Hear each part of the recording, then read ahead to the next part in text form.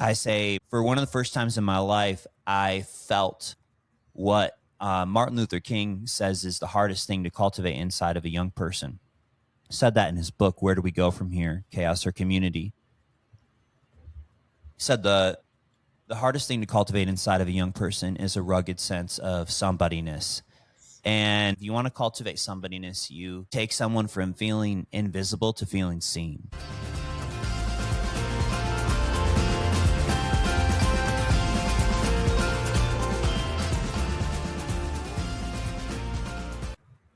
Welcome back to Parenting Shrink Wrap. Melissa and Sam here. And I was thinking back to when I was younger. I played piano for over 10 years as a kid.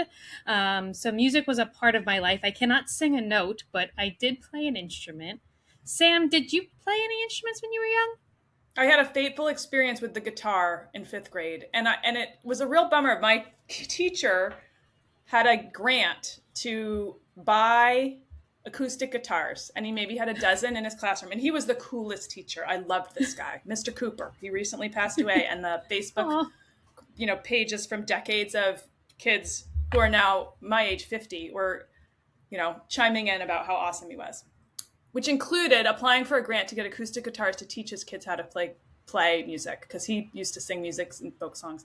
So I was one of the lucky recipients of guitar lessons from Mr. Cooper during recess. So I took that guitar home and I was strumming on that thing and I loved it. And then we got to the first show what you know session. So I was getting ready to strum I don't know, the Wabash Cannonball or some other folk song that he used to teach. And he was like, so sing along. And I was like, what? And he was like, sing as you strum. And I was like, are you kidding me? I totally felt like the wool was pulled out from under the rug was pulled out from under me. It's like, I signed up to strum the guitar, not to sing in front of these people. Oh no. And I quit. But no! damn it, but if you ask me if there's something, I quit. Furthermore, that resulted in a major demotion for me theatrically. I had a lead in the first play from the fall. But the second play, because Mr. Cooper assumed I didn't want to sing, it was You're a Good Man, Charlie Brown, which is a musical. You want to know what my part was? The teacher. You want to know what the teacher says? Wah, wah, wah, wah, wah, wah, from behind the freaking curtain. Yeah. Because Mr. Cooper thought that I had a fear of singing. I just didn't want to sing in front by myself. I wanted an ensemble part. Anyway, so no, I can't play a musical instrument. I wish I could play the guitar still. If you asked me if I would take lessons. So Sam, I think guitar lessons are in your future. I think you need to take this up again. Someday I will. And maybe I'll sing this time but that's not what I want to do. I want to be able to strum. Well, speaking of music and music teachers, we have a former music teacher with us today, Joe Vercellino, who's an award-winning educator, speaker, and former music teacher who founded the Lionheart Experience, which is a national school program focused on self-worth, belonging, and youth mental health. So this is bringing together the music world and the mental health world, which makes me warm and fuzzy on the inside.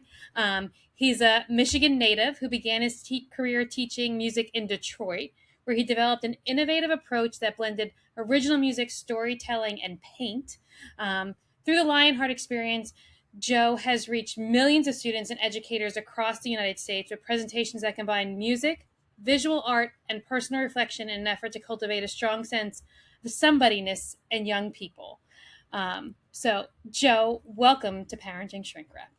It's such an honor to be here. I was listening to some of your episodes this week, and I was like, I don't know if I'm going to be able to hang on this podcast because these guys are smart. These guys are smart. People bring me in to tell stories and inspire. I'm like, but they actually have degrees, These guys are so smart, and I can't play the freaking guitar. I can't play the guitar. I can't sing. And I was just in the car with my kids. They were coming back from gymnastics, and I was listening to Sonya's episode from Cloud9, and I'm like, I don't know if I'm gonna have anything to say. She was just so sharp. I was like, that is it.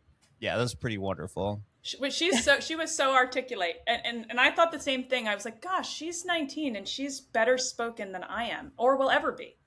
Yeah, I was chatting with my uncle at a meeting a couple days ago, and he was texting his teenage daughter, and he was talking into his phone. He's like, just come here at 1:00. Period. We'll see you for lunch. Period. And I'm like, do you know that your teenager may be taking that as a form of aggression? Thank you, Sonia Suthar. Thank you, Sonia. Yes. Shout out. And I'm tracking along with your podcast too. So. And also that is how Joe and I connected, is because on my Instagram account there was a clip of Sonia saying that, like, that parents could take your end punctuation in your text as aggression, and Joe wrote something like funny but true, or like tragic and funny but true, something like that. And so then he and I ended up going back and forth. I kind of poked around on his page, and then was like, oh, I need to learn more about the Lionheart Experience. So that's what we're going to talk about today, and the phenomenon of somebody-ness, which is another one that I it's my favorite word. Really resonated with me. So Joe, can you give us a little bit more of your background? I mean, I know I introduced you, but like, how did this come to be? Tell our listeners what the Lionheart Experience kind of started as and where you've gotten to. Yeah, when I was teaching in Detroit, so I taught in inner city Detroit for almost a decade, and I taught music. In my school, the reason that they hired me actually is because they didn't have any instruments, and on my resume, which I'll kind of backtrack to, the very first thing on my resume was that I'm a street performer. Because I had spent all my high school and college years singing on street corners around the country, and so when I was looking for a job teaching, I wanted to tap into that experience as my primary formation in music and with people. And so this little school in Detroit was like, "Do you want to give it a shot here? Because we want to have a music program, but we don't have any instruments." And so I showed up at this school in Detroit. Also, a formative part of my experience being the only piece of white chocolate in the room. And so that was an awesome cultural experience for me. But I told my students, I said, we're gonna write songs in here that change the world. We're gonna write songs. And it's, in your typical music classroom, you kind of perform a set of repertoire that classic pieces or something that's already been written, people know. And I was like, if we're gonna approach this from a non-traditional sense here, I want to see what musical ideas already exist here, and we're gonna pull them down, and we're gonna turn them into real songs. Oh my gosh, my light just turned off. Oh, it's okay. We can see you just fine. You can? Okay, that's good. So I told my students, I'm like, we're gonna write the next songs that change the world in here. We're not mimicking what we see on TikTok. We're not just gonna regurgitate the things that we see on Instagram. We're gonna write the songs that people are gonna be listening to. And so we started producing these songs in my classroom, and we would do school assemblies. And I noticed when I would see people come in for school assemblies, I was like, wow, this is bad, but a lot of the things that I'm good at in my life, I just noticed that other people were really bad at them, and they were getting paid to do it. You know what I'm saying? Like, yes, people would come in and they would do these school assemblies, and I was like, oh man, like they know how to hype up a crowd, but they don't know how to control a crowd. They have a great point, but they can't get to it because they don't understand how kids learn.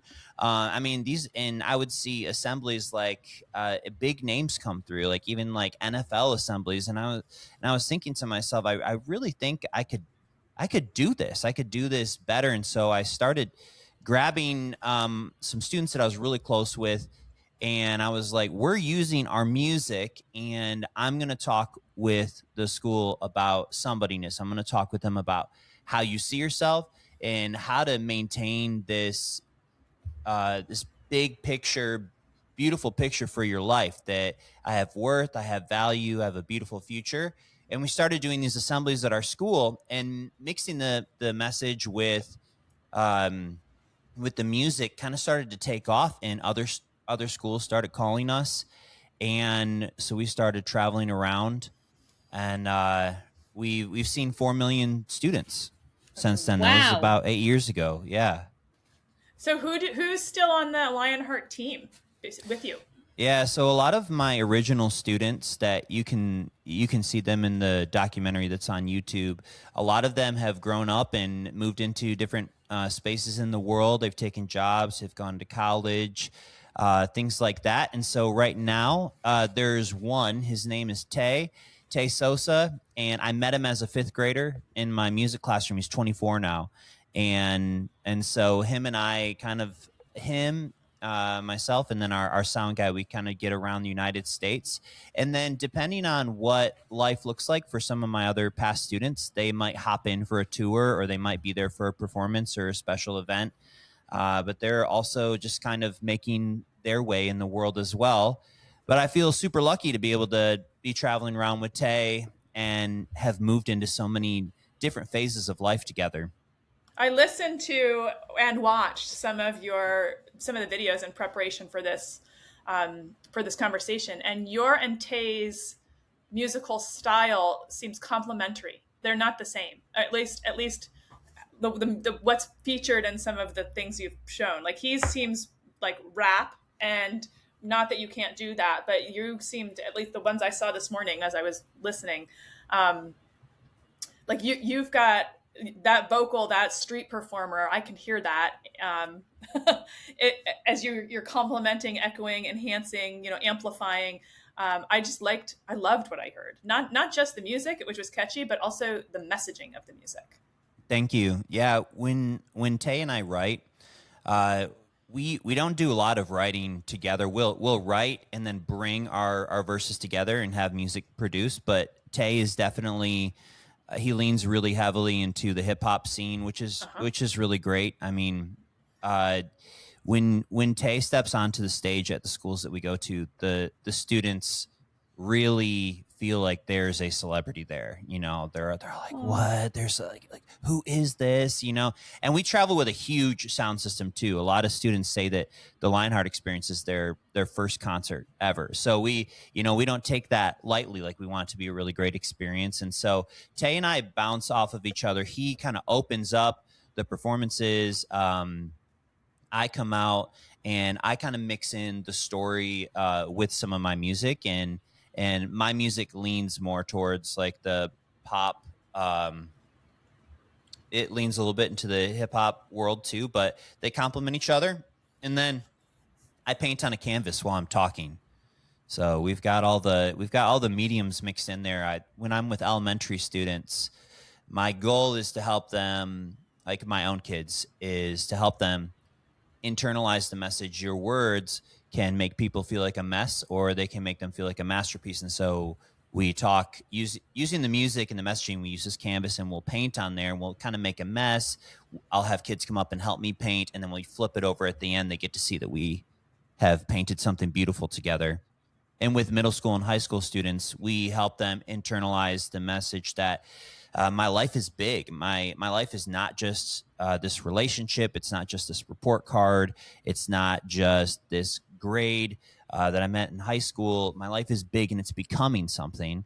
And so by the end, we'll have flipped over the canvas, and we tell young people, like, this is how life is. There's messy things, and there's things that make you feel amazing on the inside, but they're all part of this really big picture for your life, which is why a lot of people bring us in under the mental health initiatives for self-harm prevention and alleviation. It's a what a fantastic metaphor. Like, literally, you make a mess on a piece of paint on a canvas, and this you can see in some of the videos on YouTube too. And and then spin it and say, no, there's a pattern to this mess, or this mess was creating something all along that you didn't have the vision for, but here we go, right? Like now you can see it in a new way. Well, we've all sat through boring assemblies. This doesn't sound like a boring school assembly. No. Oh my gosh. Right? Like this is so interactive. I can see kids really of all ages engaging and captivating, whereas I definitely remember some very boring school assemblies where, especially in high school, they're tuned out. Like if you don't capture a teenager's attention, they're not paying attention to somebody up on stage talking, but like somebody's up there like rapping, singing, and like splashing paint around, like you have a much better chance of getting their attention. Yeah, we have all the things that you can tap into for an assembly. It's not just someone coming to speak to you. We have the story, and we have the paint, we have the music, and it all flows so well together. And the students really get into it. A lot of them will come up and they'll mention that one of those avenues really connected with them. Like some students will talk about things that had happened in their life, and they're like, that painting, that is my life. I have had so many messy things happen to me, and it's given me hope that maybe I'm going to see something beautiful from my life someday. Or there might have been some students that are really tapped into Tay's music. Sometimes we go to schools and the students they already know who he is. And they're like, I can't believe he's at my school. And so they know his lyrics, and he'll talk about his songs and where he's coming from. His big messaging in his songs is pain and purpose, that a lot of the things in our life that bring us to pain also provide us with a lot of purpose with where we're going to invest ourselves. So, but the greatest thing about our assembly is that we're not a one-off. Schools don't want to invest in something that just like stirs up the emotion in the school for the day.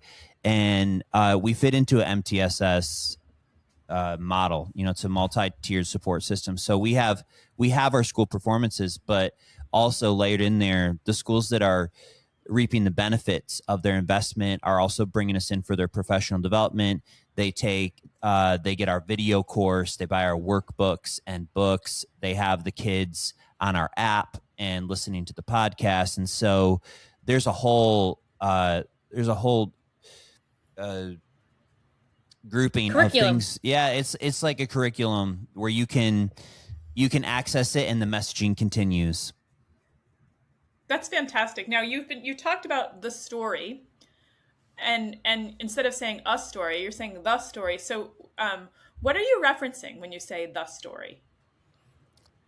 Can you say that one more time? Yes, when you said during the assembly, Tay will open with mm-hmm. music. You'll get the paint out, and you'll intersperse music with the story. Yeah. What is the story? Yeah, well, let me. I'll tell you a little bit of it. Without spoilers, yeah. Without spoilers. Yeah, when I was a kid, I knew what I wanted to be right away. Like second grade, I was in like inner city Chicago with my parents. We're walking down the street. We were on our way somewhere. I don't know where we were going, but we were in a rush because I remember holding my mom's hand and she's like pulling me, and it was the first time I ever saw a street musician in my life. And I remember pulling back on my mom, and I didn't care where we were going. All I wanted to do was watch this person who was banging on a bucket on a street corner.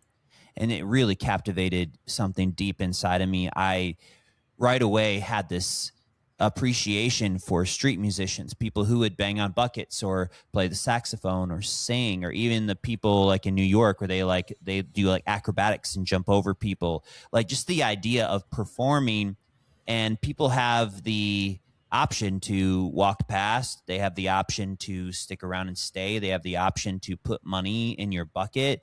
There's so many these like little micro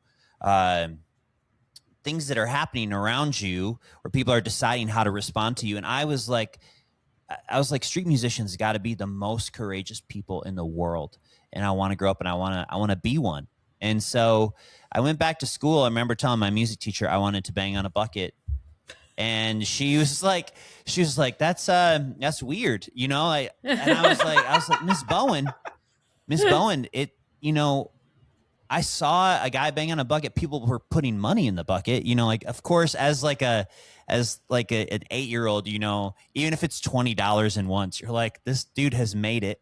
I think what really captivated me though was I got to see an adult that looked alive. I didn't really see adults around me that looked like they loved life, and part of me as a kid, I think I was scared of that. I don't want to grow up and look like I just need to survive life. I want there to be something that brings me alive. That even informs who I am today as a parent. Like, I think the greatest gift I can offer my kids is for them to see their dad alive, doing something he's passionate about, not just surviving life, not just creating an income. Like, my greatest gift to my kids is going to be my dad was passionate about something and I got to be part of it with him.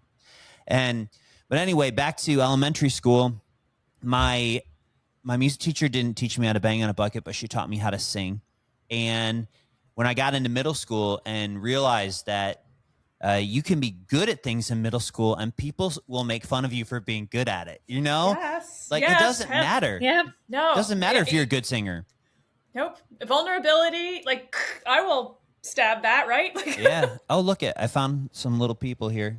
Welcome to Parenting Shrink Wrapped. We've got some They can't hear you, but yeah, they might wave and say hello. Okay. So my music teacher taught me how to sing when I got to middle school, and I noticed that when my friends would try things that they're good at and people would make fun of them, that really stuck with me because I was like, wait a minute, in middle school, you can be pretty and people will call you ugly. In middle school, you can be good at sports and people will call you trash. I was like, how am I going to sing in front of these people? Yeah. I got to the end of 8th grade and I remember getting off the bus and I had this stomach ache. And when I'm talking with like middle schoolers or high schoolers, I'm like, it's not a stomach ache that goes away with medicine, because it's not caused by an illness. It's the stomach ache that you have when you're at a basketball game and you're like, man, I'm supposed to be out there, but you're in the bleachers. It's a stomach ache that you get when you like have a crush on somebody for all of middle school and they're with somebody else because you never went to go talk to them.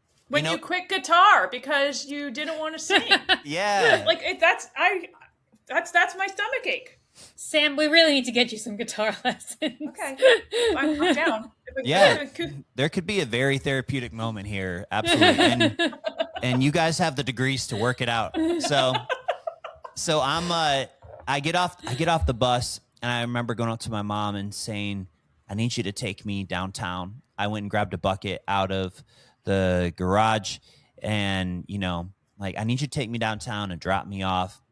Remember my mom just being like, I think people are going to call the police, if I drop off my kid on a street corner. And, but she did it. She dropped me off and I stood there. And for the first time in my life, I sang a song in front of a bucket. And I got to the end of the song. And I remember seeing some of my friends across the street at this ice cream spot and some of my parents' friends at this other place and just looking at me like, what's wrong with this kid? What in the Child Protective Services is going on here, But this one lady walked up to me, and I think this is really going to set things off for our conversation, but she walked across the street. She reached in her pocket and pulled out 50 cents, and she dropped it in my bucket. And she looked at me, and she said, "You're really good. You should keep going." And when I get to this spot, this story in our assembly in schools or even in our professional development that we do for teachers, I say, for one of the first times in my life, I felt what Martin Luther King says is the hardest thing to cultivate inside of a young person. He said that in his book, Where Do We Go From Here? Chaos or Community. He said the hardest thing to cultivate inside of a young person is a rugged sense of somebody-ness.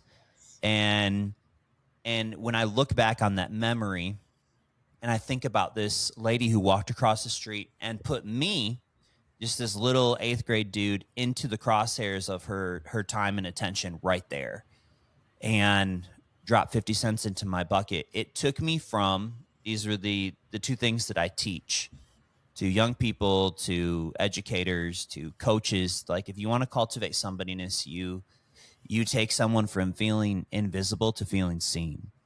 And it's so easy to do. Martin Luther King says it's the hardest thing to cultivate. It's so easy to do, taking someone from feeling invisible to feeling seen. And then the second thing is letting someone know you have value. I see it. I see the value. She drops 50 cents in my bucket, and it started allowing me to dream for my life. I was like, man, if I learn more songs, I could fill up this whole bucket. Yep. If I learn how to play guitar and sing, not just strum it, right? If I can sing with this guitar, I wonder if I could get other places, and get my license. And so that ended up taking me to Chicago and to New York and high school and college. And I would sing and I would fill up a bucket with passion. And so that led me to being a street performer and studying music in college, and then ultimately getting a job teaching music in inner city Detroit. Street performing was part of my classroom. Took my students street performing. I think that's well, first of all, amazing and brave for your mom. I'm just thinking about like your mom when 8th grade Joe says, "Mom, I this is a calling. I have to do this." And she didn't squelch it. She didn't say, "Are you kidding me, buddy? Like, no way." She empowered him. Yes. Yeah. She dropped you off because she knew. So kudos to your mom. And then kudos to you for taking that step. But like you said, that woman who put you in the crosshairs of her attention and time, that is something that everyone has the power to do for everyone.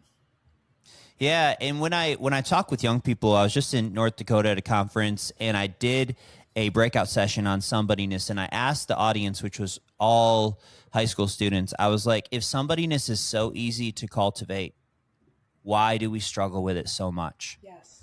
And what were your answers?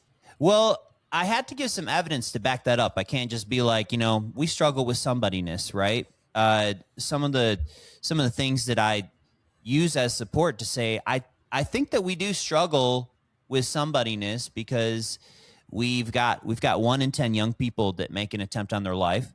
Mm-hmm. This is data through the CDC. We've got and that was higher during COVID. Yeah.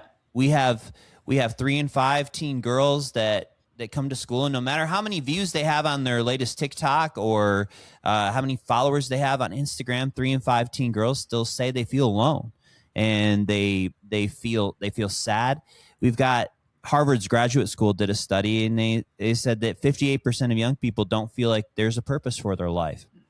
Mm-hmm. We're the most free, and we're the most medicated that we've ever been as a country. It's like, this is the say what you want, do what you want, be who you want culture. Like, we should feel like somebody, right? Yeah. We should feel like somebody with all these freedoms.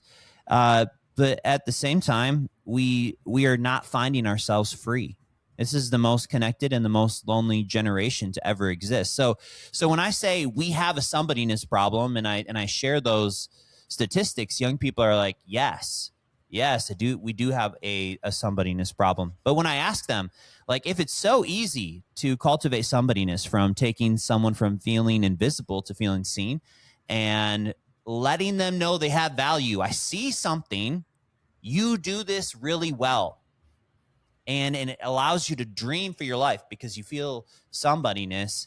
When I say why is it so hard to cultivate, they are usually responding back with that. It also works just as heavily in the other direction, that it's so easy to chip away at a person's sense of somebody-ness. That's usually what they're talking about. They're not like, oh man, it's so easy, why aren't we doing it? They're like, there are too many things that exist that are chipping away at our sense of somebody-ness, and those are also equally easy to access, easy to do. making fun of people, criticizing them, judging them, even giving people dirty looks. They're like, there's so many things that exist in our culture that chip away at our sense of somebody-ness that it's hard to maintain it. And if you're a kid or a human of any age who's had their somebody-ness chipped away at, in order to build someone up, there's an act of vulnerability in that. Offering someone a compliment, offering someone positive feedback. If you're operating from scarcity mindset, like if I say something nice to somebody else or I build someone else up, then that's like I'm giving away sort of props that I kind of want for myself, So sometimes I think kids or just humans will withhold praise because they think that if I build someone else up, then there's going to be less for me. And I've heard that articulated in my therapy groups, in my classrooms, in my counseling office, even in the work world of adults, for that matter. In order to offer somebody-ness, in order to offer someone the privilege of being seen and valued and promoted, you have to have something in yourself that says it's safe to give. Right? And if you get chipped away, that's absent, or that could be absent. Yeah, and I love to illustrate with people because just the word alone, like if I go into the school and I do a talk or we do a conference session or a breakout session, if I can have people just leave with the lens of somebody-ness, I think that that's a win. Even with my own kids, I will ask them if they say something to their sibling that's mean and be like, what is that doing to your sister's sense of somebody-ness? Does that make her feel like a somebody? And and people are eager to talk about it. I think that it's so accessible. I mean, Toy Story 5 just came out. I didn't get to go see it yet, but if it's anything like the previous 4 movies, the first 4 movies are all about somebody-ness, aren't they? Yes. Mm-hmm. They're all about somebody-ness because every toy, no matter how they dress it up with humor and with new characters and new settings and new conflict, the root of every single one of those movies is, am I still a somebody to you? Yes. Mm-hmm. Am I still somebody? Do I still have worth? Or did it, like, because you grew up, did it go away? Like, am I still somebody? And so when we look at like movies, Toy Story, Moana, like, someone who knows who they are, shares who they want to be with someone else, and they're like, no, I don't think that's what you're supposed to do. Like, you have Moana, you have Toy Story, you have the Lion King when oh my gosh, why am I forgetting the little Simba. His dad gets trampled by the wildebeest. Yep. And his uncle Scar, it's not Simba's fault. It's not Simba's fault at all. But, as parents, we watch this scene, like this is like when we start tearing up. She's like, Dad, wake up. Yeah. And so Simba is like telling his dad to wake up, and Scar walks into the scene. The first thing he says is, what have you done?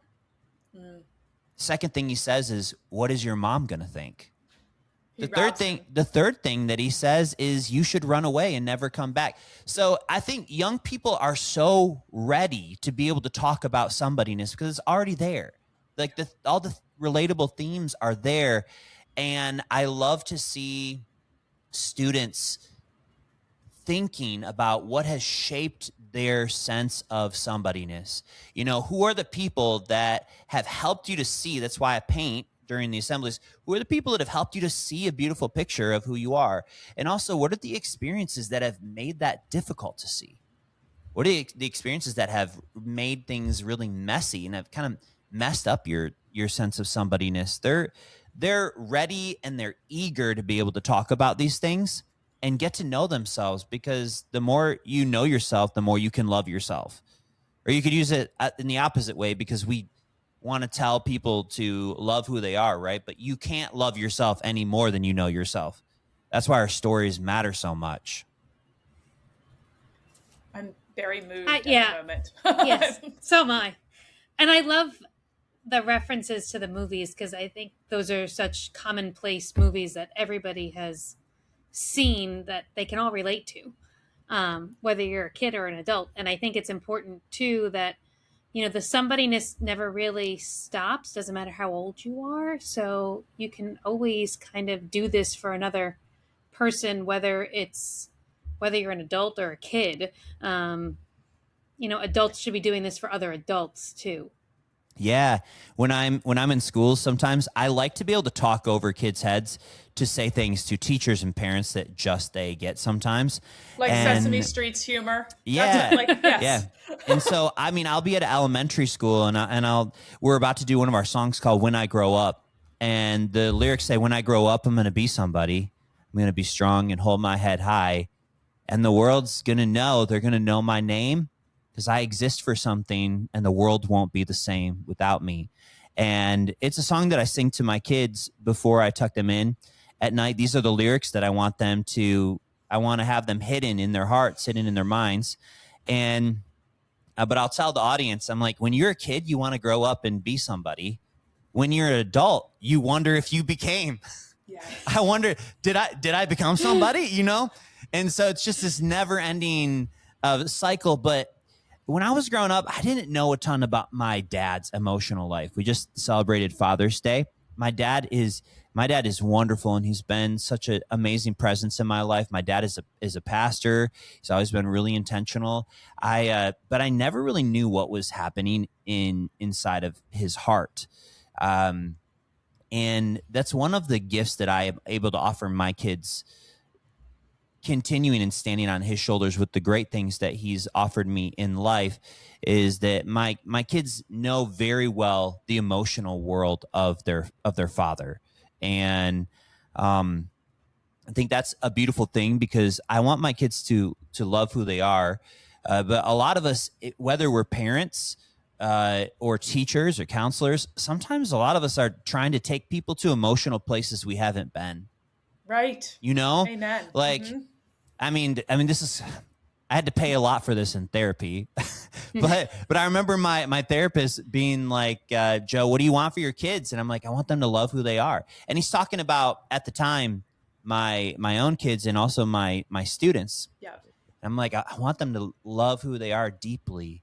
And I remember him emotionally putting his hands on my shoulders and saying, I don't think that you love yourself. How are you going to take other people there? And so, yeah, we're always able to do this work as adults. And I think it's such a wonderful thing to be able to go back and think about the situations and the people that have formed us, and in a way that creates a compassionate view of who we are as we grow. I am so excited for this, like, to have had this conversation and to have made this connection. And I really hope that the Lionheart Experience comes to Maryland so that I can see. I want to go. I want to go. Yes. I really want to go. You have watch. to come out and see a show. You have to. We might need to make a trip to Michigan. Yeah, yeah. Well, please send us an invite. And listeners, if you are listening, wherever you are, if this sounds like a program that your school or community needs more of, Joe, how can people find you and find out more about the Lionheart Experience? We're really easy to find. You just type in the Lionheart Experience on Google, and you'll find us. You can follow me on Instagram at Lionheart Teacher. You can find all of our music on Apple Music and Spotify, also by searching the Lionheart Experience. And if you like the music, if you like the messaging, you should check us out. We always tell every school that we go to, every conference, that if we're not the most refreshing thing to come through your program, then you can have the investment back. But we've seen 4 million students so far, and we've changed a lot of lives. We've reinvigorated and refocused a lot of educators, and so we're looking forward to continuing. Congratulations. And Joe, thank you for doing this line of work. We always end our podcast by saying to our listeners, thank you for raising the next generation of world changers. And I will say that to our listeners. Thank you for that. And Joe, thank you for inspiring the next generation of world changers. Really appreciate it. Thank you for having me on. It's been a pleasure. And thank you all for tuning in. We will see you in the next episode of Parenting Shrink Wrapped.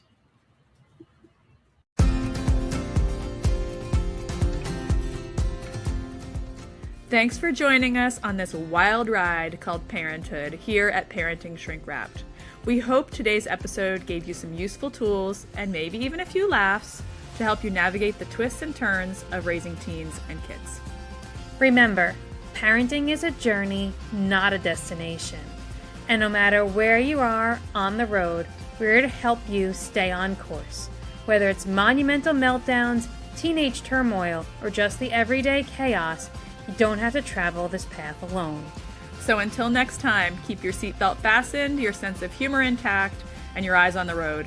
We'll be back soon with more compassionate conversations and practical strategies to support you and your family. Don't forget to subscribe to Parenting Shrink Wrapped wherever you get your podcasts so you never miss an episode. And if you've enjoyed today's show, we'd love it if you'd leave us a review and share it with a friend.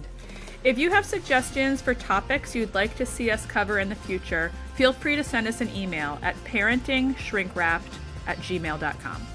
Until we meet again, take care and enjoy the ride.